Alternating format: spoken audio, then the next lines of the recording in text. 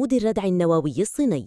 يمثل صاروخ البالستي العابر للقارات دونغ فانغ 5B دونغ فانغ 5B أو DF-5B الذي يحمل اسم رياح الشرق تطوراً محورياً وأحد الأعمدة الرئيسية في قوة الردع النووي الاستراتيجي لجمهورية الصين الشعبية. هذا الصاروخ الذي يطلق من صوامع تحت الأرض هو نسخة مطورة من صاروخ DF-5A، ويتميز بقدرته على حمل رؤوس نووية متعددة مستقلة التوجيه MIRV، مما يعزز بشكل كبير من قدرة الصين على توجيه ضربة نووية ثانية وضمان اختراق أنظمة الدفاع الصاروخي.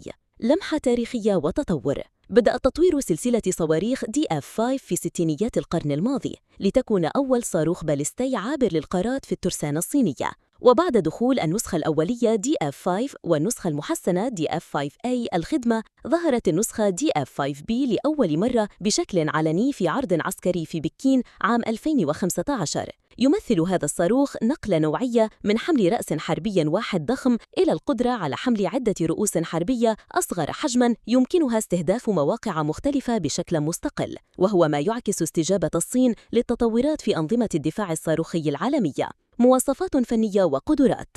يتمثل صاروخ DF-5B بمجموعة من القدرات الفنية المتقدمة التي تجعله سلاحاً استراتيجياً هائلاً. الميزة: المواصفات.